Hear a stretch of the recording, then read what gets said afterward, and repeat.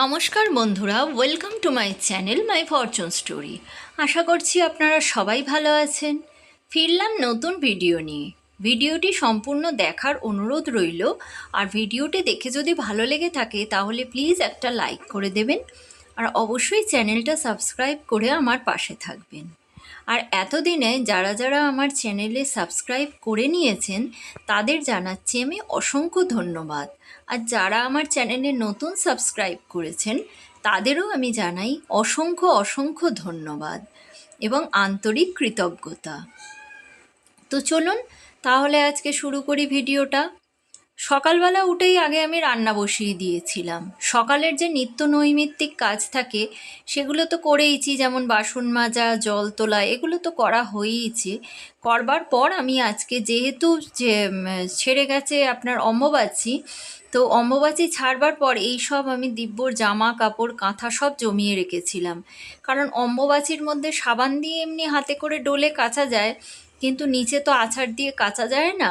আর ওর জামাগুলো এতটাই নোংরা করে ও, যে আছাড় দিয়ে না কাচলে জামাগুলো পরিষ্কার হয় না। তাই আমি ওর সমস্ত জামা কাপড় কেচে, নিজের সব কেচে আমি স্নান করে, আর এর মধ্যেই কিন্তু যা করছিলাম, যেমন জল তোলা, তারপরে আপনার রান্না, ওর মধ্যেই আমি কিন্তু সব একসঙ্গেই করে নিয়েছি। কাপড় কাচা, তার মধ্যেই কিন্তু আমি রান্নাটা একবারে সেরে নিয়েছি। কারণ কি জানেন তো, আজকে অম্বুবাচী ছেড়েছে, মানে গতকাল রাতে ছেড়েছে। তো আজকে আমাকে অম্বুবাচীতে মাকে স্নান করিয়ে তারপরে আবার পুজোর আসনে বসাতে হবে। যেরকম ছিল এই রকমভাবেই আমি মাকে তো রেখে দিয়েছিলাম, ওই আসনেই ছিল। যখন মামনি ছিল তখন মাকে একটা কাপড় দিয়ে ঢাকা দেওয়া হতো।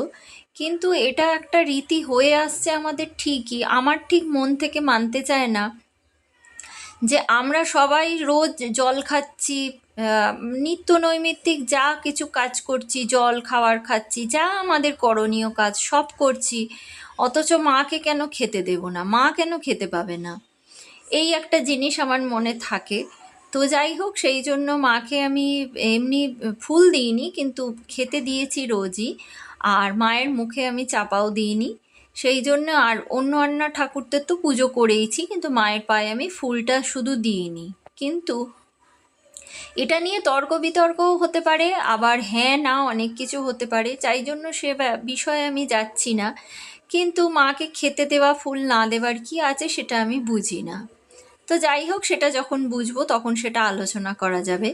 তো এখন তো আমার নিজের মা নেই, গর্ভধারিণী মা, সে থাকলে কি করতো, অম্বুবাচীর পুরো এই যে কাজগুলো, মাকে স্নান করানো, মামনি করতো কি, এই মায়ের গায়ে আগে গঙ্গা জল দিয়ে নিত। তাই জন্য আমিও করলাম কি, সেই মায়ের পথেই তো মেয়ে মানে তার সন্তান পরিচালিত হয়, সেই জন্য আমিও আগে গঙ্গা জল দিয়ে মাকে, আর সব ফটোই এমনি যা ঠাকুর ছিল সবার গায়েই আমি আগে গঙ্গা জল ছিটিয়ে নিয়েছি।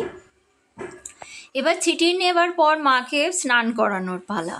এবার এই ফটো, আমাদের তো সব ফটো, মূর্তি নয়। তো মূর্তি হলে সেটাকে স্নান করানো যায়, ফটোকে তো আর স্নান করানো যায় না।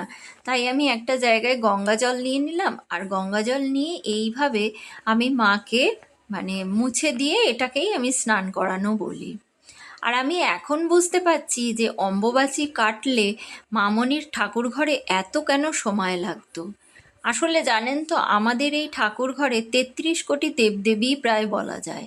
মামনি যেখানে যেখানে বেড়াতে গেছে সেখানে সেখানে ঠাকুর এনে এইখানে বসিয়ে আর প্রতিষ্ঠা করুক না করুক, মানে প্রত্যেকটা জায়গার ঠাকুরের ছবি এনে মামনি পুজো করতো। তো সেখানে যেখানে যেখানে দেবী মূর্তি আছে সেগুলো তো সব পরিষ্কার করা।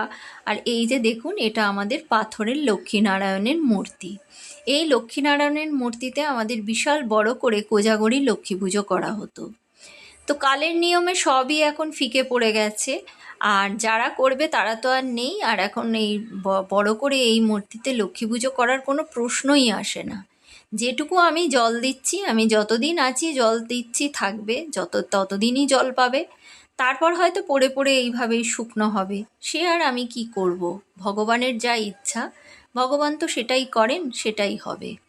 তো সেই জন্য এই লক্ষ্মী মূর্তিটাকে স্নান করানো যেত, কিন্তু অত বড় মূর্তি এনে আর এত বৃষ্টি হচ্ছে কি বলবো, আর এই 1 তলা থেকে 3 তলা পর্যন্ত আমাকে জল নিয়ে আসতে হবে। সবই করতে পারতাম, একটা ছোট বাচ্চা আছে, ওকেও তো এর মাঝখানে খাওয়াতে হয়েছে, স্কুলে দিয়ে আসতে হয়েছে, রান্না করতে হয়েছে, স্কুল থেকে নিয়ে আসতে হয়েছে, তারপর আমি সব কিছু করে স্নান করে পুজো করতে এসেছি। তো সেই জন্য তো আমাকে এইগুলো সমস্তটাই যখন করতে হবে তখন কিছু অংশ তো একটু ফিকে দিতেই হবে। সেই জন্য আর এখন এতটাই প্রতিকূল আবহাওয়া যে জল এনে আমি হয়তো ছাদে রেখে দিলাম, দিয়ে সেই ছাদে খোলামেলা জায়গায় হাত পা ছড়িয়ে ঠাকুরগুলোকে স্নান করালাম, কিন্তু সেটার তো উপায় নেই, এত বৃষ্টি হচ্ছে নড়াই যাচ্ছে না। ঠাকুর ঘরের মধ্যে কোথায় করব, তারপর দিব্যর খাওয়ার সময় হয়ে যাবে, ও অস্থির করবে খাবে বলে। এত কিছু মানে অসুবিধে বলে আমি ঠাকুরটাকে মুছিয়েই দিলাম গঙ্গা জল দিয়ে, বললাম মা তোমাকে স্নান করানো যেত, কিন্তু এই যে মুছিয়ে দিলাম এটাই তুমি স্নান হিসেবে ধরে নাও। আমার যে কি পরিণতি, কি মানে কষ্ট, সেটা তো তুমি বুঝতেই পারছো। তো তারপর স্নান টান করিয়ে আমি ঠাকুর ঘরটাকে ভালো করে মুছে পরিষ্কার করে নিয়েছি। আর আজকে যেহেতু অম্বুবাচী ছেড়েছে, আর অম্বুবাচী ছাড়লেই মাকে দুধ আর আম দেওয়া মাস্ট, এটা নিয়মের মধ্যেই আছে। তো আমি গরুর দুধ আর কোথায় পাবো, প্যাকেট দুধ ছিল, সেই প্যাকেট দুধ নিয়েই আমি প্যাকেটের মানে কাউ মিল্ক এনেছি, যে মনের সান্ত্বনা যে কাউ মিল্ক দিচ্ছি, কিন্তু আদেও এতে কাউ মিল্ক থাকে না। যাই হোক, মনের একটা স্যাটিসফ্যাকশান যে কাউ মিল্ক দিয়েছি, সেই জন্যই এই দুধটা এনেছি। এনে মাকে দুধ আর এই আম আমি আগে রেডি করে নিলাম, কারণ জানেন তো এই জায়গায় যদি বসে আগে পুজো করতে বসি এত জায়গাটায় অসুবিধে হবে। তো আগে আমি প্রসাদগুলো রেডি করে নিই, প্রসাদ ফুল সব রেডি করে নিই, রেডি করে নেওয়ার পর তারপরে আমি পুজো শুরু করি, তাহলে কি হয় সব কাজগুলো স্মুথলি শুরু হয়। প্রসাদটা রেডি করে নিলাম, ফুলটা রেডি করে নিয়ে একটু দূরে সরিয়ে রেখে তারপরেই করতে হয় আমার ঠাকুরকে স্নান করানোর কাজটা।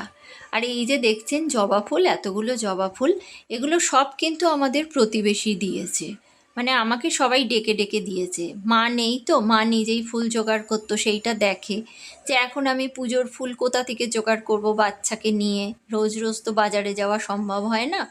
তাই ওরা একটু মানে কি বলবো আমার ওপরে একটু মানে দয়া পরবশই একটু দেয়, যে ওর মা নেই, একা মেয়ে কি করবে, একটু ফুল দিই, এইটুকুই হয়তো ভালোবাসা।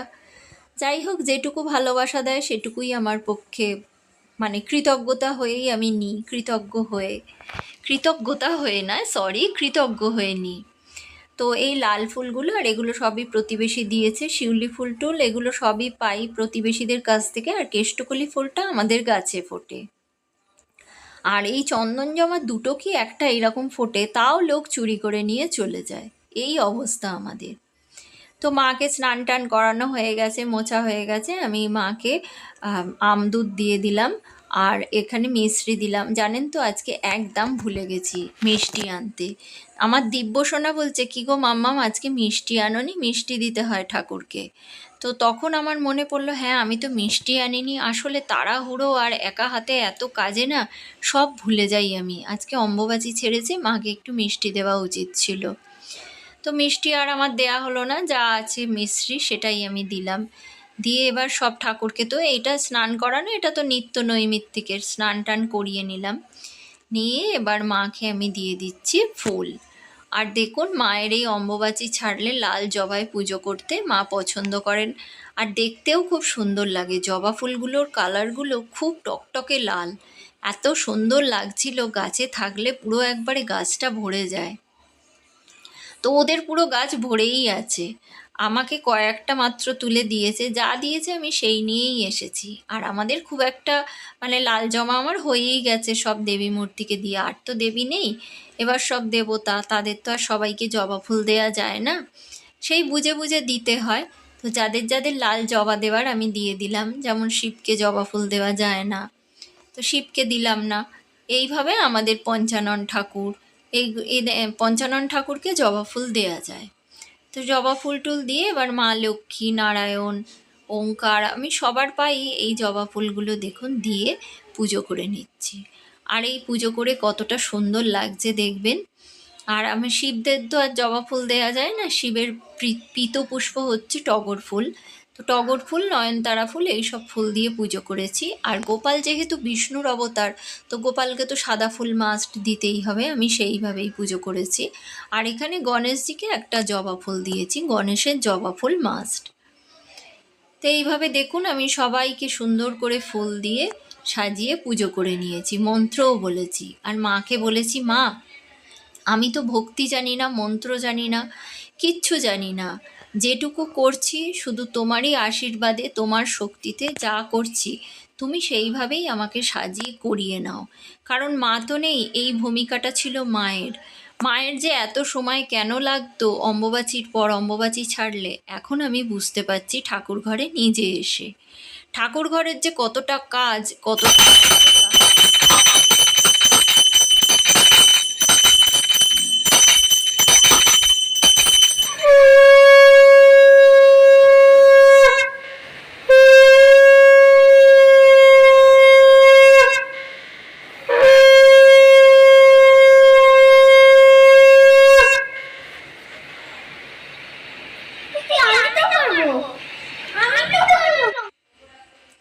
তারপরে আমার হয়ে গেল পুজো। এবার দিব্যসোনা তো আমাকে খুব বিরক্ত করছে, ও ধূপ দিয়ে একটু আরতি করবে, একটু জপ করবে। তো আমি উঠে গেলাম, উঠে গিয়ে ওকে সুযোগ দিলাম, ও একটু আরতি করে নিল, তারপর জপ করে নিল।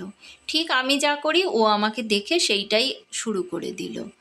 আর এদিকে দেখুন আকাশের কি অবস্থা, কি প্রচণ্ড বৃষ্টি হচ্ছে, কি বলবো, একদম দাঁড়িয়ে মুষলধারে বৃষ্টি হচ্ছে। তবে এই বৃষ্টিটা হচ্ছে বলে ওয়েদারটা ঠান্ডা আছে, আবার এক একটা সময় এত ওয়েদারটা গরম হয়ে যাচ্ছে এত বৃষ্টির সত্ত্বেও, যে যেন হাঁসফাঁস করে উঠছে শরীরটার মধ্যে থেকে। যাই হোক, এই দেখুন বৃষ্টিটা দেখতে কত সুন্দর লাগছে। আমি দেখলাম ছাদে আমাদের পুরো জল ভর্তি, এবং যেখানটা মানে ঠাকুর ঘরের জানলাটা খোলা ছিল, তো সেই ঠাকুর ঘর থেকে বেশ কিছুটা জল ঢুকেছে এই ঘরে। এই সবে মুছলাম, তারপর আবার জল ঢুকেছে, কি প্রবলেম, আবার সেটা মুছলাম, এই করতে করতেই আমার অনেক দেরি হয়ে গেছে আজকে।